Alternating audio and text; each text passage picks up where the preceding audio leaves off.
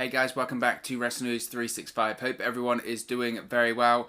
As always, there is a ton of news stories to get into today, especially coming out of last night's Impact Wrestling. I'll be talking about that later on today, but we're also going to be talking about all things WWE and AEW in this video. So let's get straight into today's news stories, and let's start off talking about the Royal Rumble, because there is an interesting rumour, to say the least, when it comes to possibly the outcome for the men's Royal Rumble match this Sunday. Now, it sounds like a somewhat unique finish may be on the cards for the Royal Rumble on Sunday, because it sounds like this unique finish is being considered, at the very least, for the 30-man Royal Rumble match at Sunday's WWE Royal Rumble pay-per-view. Now, it's been reported by WrestleVotes on Twitter. If you're not familiar with their account, very reputable. They've got a lot of things right in the past. They don't post too frequently. They take a stance of quality over quantity when it comes to their insider information, their scoops, and they do have a very good track record, so there is a lot of legitimacy to this report.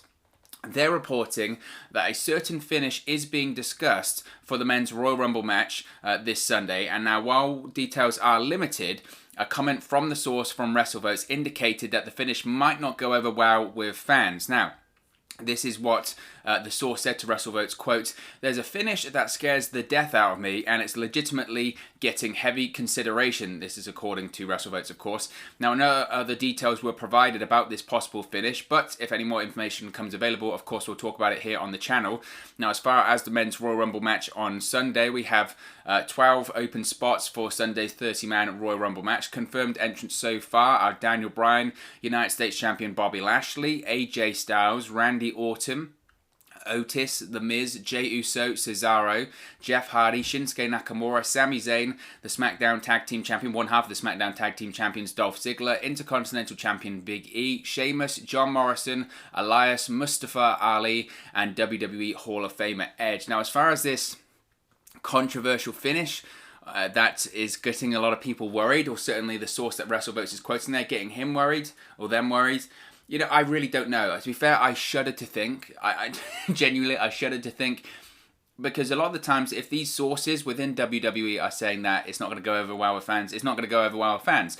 I think it's interesting and frankly frustrating. I think that you have people within WWE, you have people on the creative team. I don't know if this source is from the creative team. I would assume so, if they know the inner workings that well. It's frustrating to me as a fan knowing that they've got people on the creative team, they've got people within WWE that see these finishes, these outcomes, and they say, oh, people are going to hate this. And they do it anyway.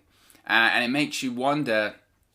I've mentioned before, the writers, people on the creative team, their job sometimes is the most redundant job in the world. It must be the most frustrating job in the world as well, because for 6 days a week you do something, you work on it, whether it's a segment from Monday Night Raw, whether it's an entire show of Monday Night Raw, whether it's an entire show of SmackDown, and then the day of it gets changed. That to me is just, it's madness, and it must be so frustrating every single time that happens. Every single time they try and do something, they try and pitch an idea, they work on it, and then it gets changed at the last minute. It must be just beyond frustrating. It must be so frustrating for them. Now, what this finish could be on Sunday, like I said, I shudder to think what it could be, and it's quite worrying, because your mind goes to immediately the worst, right? It's when they're saying that there's a finish that scares the death out of me and it's getting heavy consideration, your mind goes to the worst thing. Now, what would that be? You have to start thinking about, well, what would fans hate, and what do they know that fans hate? That, of course, could be a variety of things. That could be Goldberg losing to Drew McIntyre and then going out and winning the Royal Rumble at number 30. I don't think that's going to happen.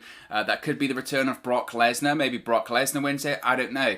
You have to think, when they say there's a finish that scares the hell out of me, what won't people respond well to, and what names won't people respond well to? I think there's Goldberg, there's Brock Lesnar.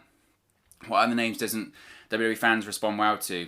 I think that's about it. So, I mean, one of those two names, that's concerning. I don't think it's Brock Lesnar, because I don't know what the situation is with Brock Lesnar right now. I don't think anyone does, apart from Brock Lesnar and Vince McMahon. So it would lend me to lean into the Goldberg direction. If that's the case, man, oh man, can you imagine that? I don't even, like I said before, I don't even want to think about it, because if that is the case, then that's very alarming. But at the moment, like I said, they're vague details, and things change all the time the week of pay-per-views, especially in the modern day version of WWE. Things change all the time, whether it's whether it's the finish, the outcome, what matches are going on first, what matches are going on last. They change time and time and time again until the day of the show, and they change multiple times the day of the show as well. So that's nothing new. That's nothing new. So obviously people are saying Goldberg. People are going around saying, it could be, I don't know. Goldberg, Brock Lesnar, who knows? But it certainly is going to be interesting. Maybe this is just a case. You also have to think really cynically, and this might be thinking, I might be putting my tinfoil hat on here a little bit, but some people might say, well, maybe WWE has their various people that leak information out to certain sources, certain websites, certain people on social media. Maybe they're telling this source, you tell this, or they tell this source this bit of information, they leak it to WrestleVotes, and then this gets out on social media, and now, for better or for worse, there's a little bit of buzz about the Men's Rumble match on Sunday. If you weren't going to watch it, you're morbidly curious at this point, so you're going to tune in to see if it's as bad as people say it is. Now, that's probably unrealistic, and that's probably me thinking a little bit too tinfoil hat, but anything's a possibility. Anything's a possibility when it comes to WWE and big events like the Royal Rumble. Let's move on. Stick to WWE, though. Let's talk about Nia Jax, because Nia Jax has been talking about the criticism she's been receiving on social media. This always happens. I suppose the concern would be this always happens when she has an incident where she nearly hurts someone in the ring, or this always happens when there's comments or the discussion about her being unsafe or reckless or whatever happens in the ring. But Nia Jax obviously had another one of those issues Monday night on Raw when she did her choke slam spot to Dana Brooke, and it looked pretty scary. But Nia Jax has since responded to this fan criticism about her potentially being unsafe in the ring.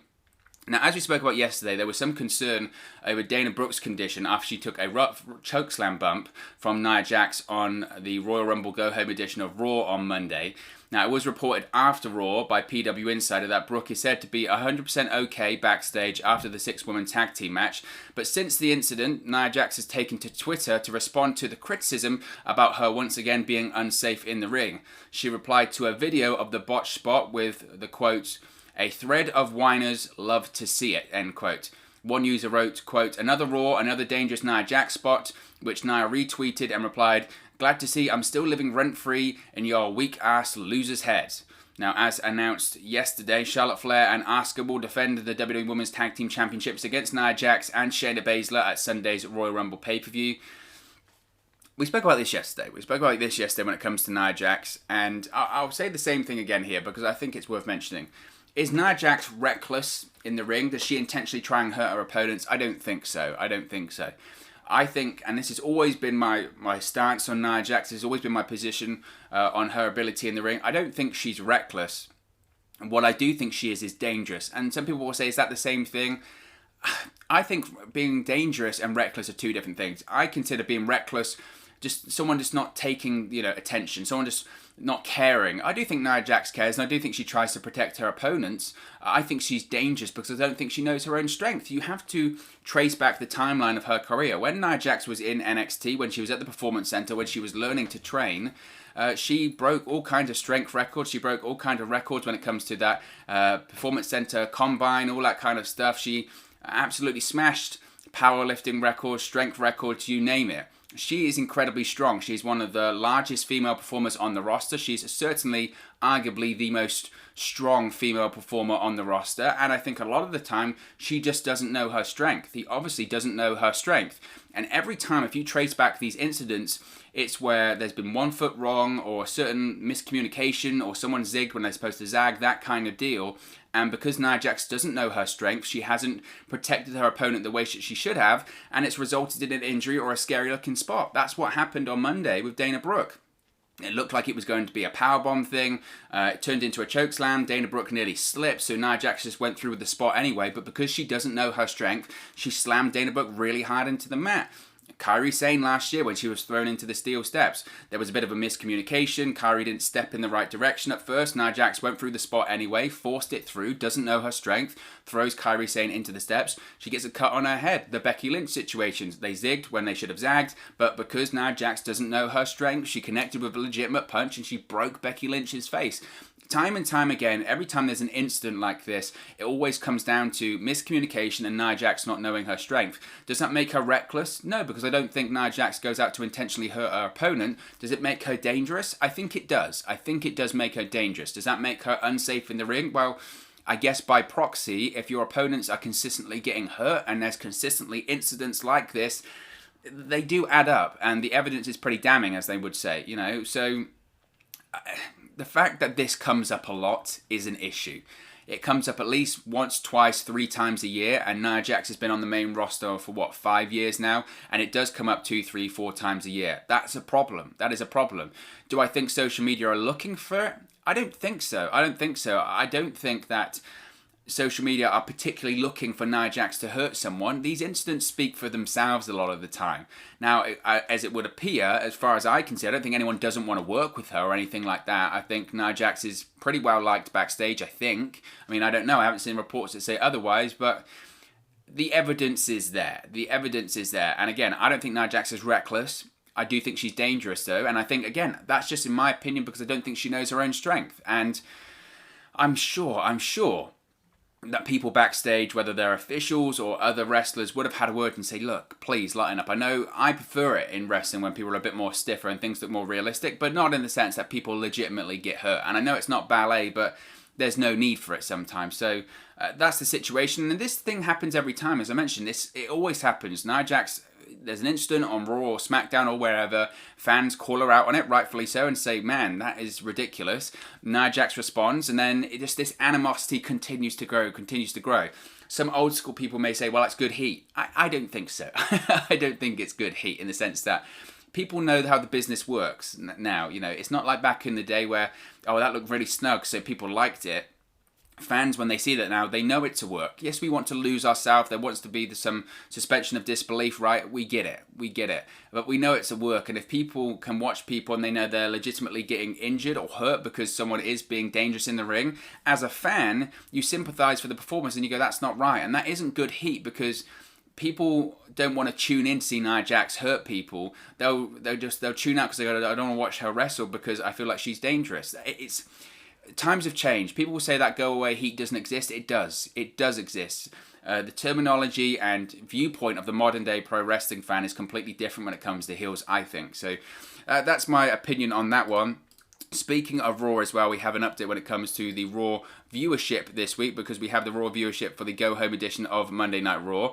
Monday's live Raw Rumble Go Home edition of Raw featuring the final build for Sunday's pay-per-view with a main event of Alexa Bliss versus Raw Women's and WWE Women's Tag Team Champion Asuka in the main event drew an average of 1.820 million live viewers on the USA Network. This is according to Showbuzz Daily. Now, this is down from last week's 1.855 million live viewers. For this week's show, the first hour drew 1.904 million live viewers. Last week's first hour was 1.991 million live viewers. The second hour drew 1.838 million live viewers. Last week's hour 2 was 1.875 million. And the final hour drew 1.716 million viewers. Last week's hour 3 was 1.697 million. So actually hour 3 was up very slightly, but that is so rare. That is so rare. The concern probably would be the first couple of hours. The first hour rather, because there's the first 2 hours because they are down. It's actually the third hour which is up, which is rare. But Raw ranked 23rd for the night in viewership on cable, which is up from last week's number 34 spots. Raw also ranked number 1 though on cable in the cable top 150 with in the average 1849 demographic with a rating of 0.52, which is down from last week's number 3 ranked 0.60. It's so funny, isn't it? It's so funny because they're down from last week, but this week they were the number 1 in the 18 to 49 demographic. And I suppose you need to be fair in the sense that if this was AEW, you would say, yes, the ratings are down in terms of the viewership, but the viewership is down in terms of people watching, but the rating is up, so it's the number 1 ranked show on the cable top 150. That's great. And I suppose you have to say the same. You have to say the same for Raw, that yes, the viewership was down, but the rating was down, but it was the number 1 in the top cable 150. You can only beat what's in front of you, right? I suppose that's a point there. I think the biggest concern there would be that this is the second week where Raw had no football competition, and because of that, obviously, that's why the show took home the number 1 spot in the key demo, but viewership was still low considering the lack of sports and cable news competition. This week's Raw viewership was down 1.9% from last week, but down 13% in the 18 to 49 online rating. This week's viewership was also down 24% from the same week in 2020. So again, it's consistent in the sense that they might be happy. It's such mixed signals, isn't it? They might be happy that they were top in the cable top 150 because of the rating and the key demographic, but the reason they were top is because there was no football, no strong cable news competition, so they get that number one, but they didn't really improve. If anything, they go down. They go down in the viewership. They go down in the rating, and that isn't good. And then you look at, especially this week's viewership is down 24% from the same week in 2020. That trajectory is continuing the same. They are consistently still going down. That is a massive issue. And as I always say, there are other things that play into it. Of course, there's different ways to consume content in 2021.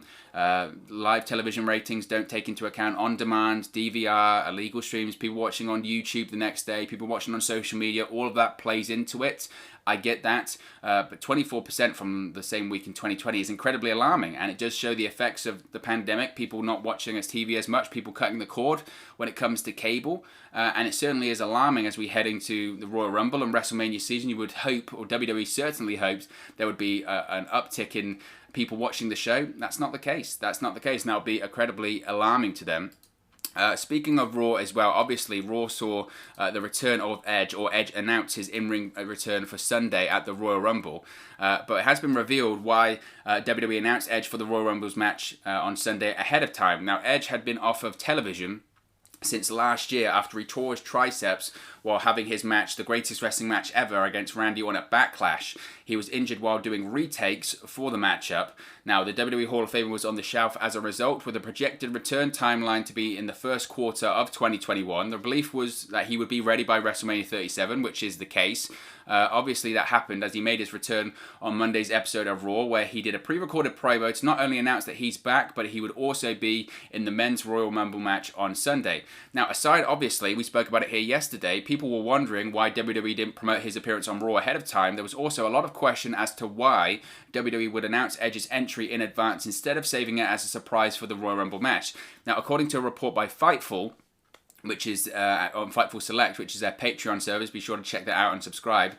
They were told that if there was an actual crowd at the Royal Rumble event on Sunday, there was a good chance that the announcement would have been held off and it would have been saved as a surprise. But obviously, there is no crowd. Thus, the decision was made that Edge's return was best served as being announced ahead of the show to create some buzz for the show and help attract some lapsed fans familiar with him.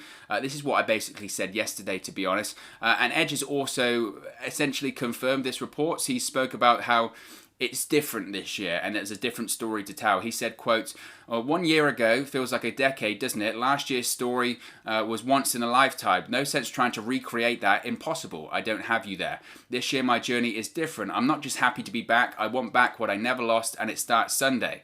So it's basically what I said yesterday when it comes to Edge. I was surprised why they didn't announce his appearance on Raw ahead of time. We haven't gotten a reason as to why that. That still to me doesn't make any sense. But frankly, when it comes to his Royal Rumble return, if you saved it as a surprise, to me, it would have felt like a rehash of last year. It would have felt like they're trying to recreate what happened last year. And like Edge says, you can't. That was special. It was one of the greatest returns in pro wrestling history. It's one of the greatest Royal Rumble moments in WWE history. It's just one of the greatest WWE moments in history. And it does feel like a lifetime ago. But if they tried to do it again, saved off the surprise, hadn't come out in the Royal Rumble as a surprise, it just would have felt like, to me, a rehash. It would have felt like something that was, we're trying to recreate what happened last year. And last year was last year. That happened. Leave it there. Leave it be.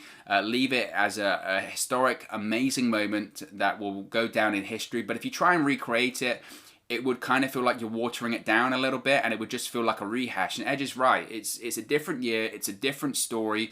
Last year was all about coming back, the impossible comeback, the miraculous comeback. This year it's about something different. It's about the comeback from his injury, but it's also about his desire to once again be the world champion, once again hold the championship that he never lost 10 years ago. It's a completely different story.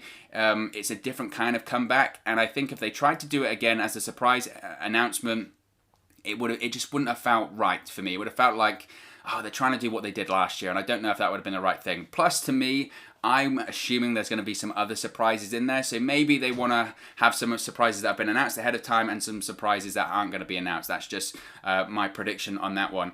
And finally, you have some interesting comments when it comes to Drew McIntyre about the Fiend and a possible WWE Championship match in the future. Because WWE Champion Drew McIntyre recently spoke with Riju Dasgupta of Sports Keeda and revealed that he's not interested in mixing the WWE Championship with the environment of cinematic style matches, because he thinks the title should be defended in a realistic wrestling match setting every time it is defended. Now, McIntyre has never competed in a cinematic match. He believes the character of the Fiend, Bray Wyatt, is incredible, but not something he wants to see involved in the WWE Championship chase. He said, quote, maybe eventually, not right now, in terms of working a cinematic match.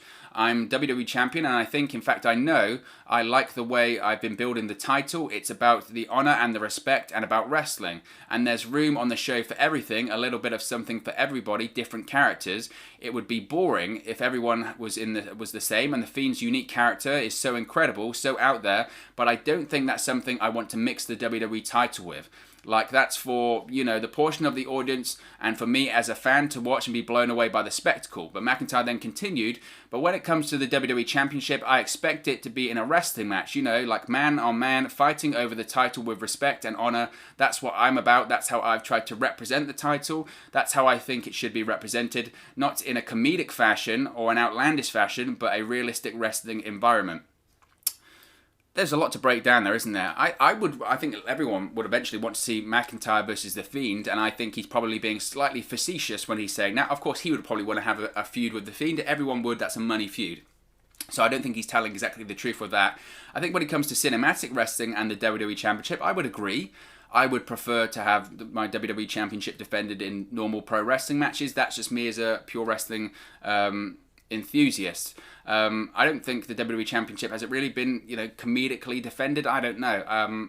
I've said before that I wouldn't mind to see Drew McIntyre versus The Fiend at WrestleMania. I think that would be a lot of fun. I don't know if he's being completely genuine when he said not about facing The Fiend. I think we have seen before when it comes to The Fiend and the Universal Championship, there were issues there because how do you get the title off of The Fiend? That's how you get into a situation where Goldberg beats The Fiend, and that was a problem when it came to Super Showdown last year. So I don't know if he's being completely honest there, but it certainly is an interesting take nevertheless. But of course, as always, this is just one man's opinion. What are your thoughts on the news stories spoken about today? Let me know your thoughts in the comment section below. I'll do my best to respond and reply to all of your comments. Really enjoy interacting with you guys, talking about WWE, AEW, Impact Wrestling, all things pro wrestling here on the channel. So be sure to get involved in the comment section below, get involved in the community. All opinions are welcome. If you have enjoyed this video, please do smash a like on the like button too. Really does help us out here on YouTube, go up the rankings and get into people's recommendation feeds if they haven't seen our videos previously. But most importantly, if you haven't already, please do subscribe to WrestleNews 365. You can do that by clicking the bottom right hand corner of the screen right now, or if you wait a few seconds, there'll be a subscribe button at the end of this video along with another video for you to watch. Thank you very much for watching, listening, streaming, or have you come across this video today, and I'll speak to you again very, very soon.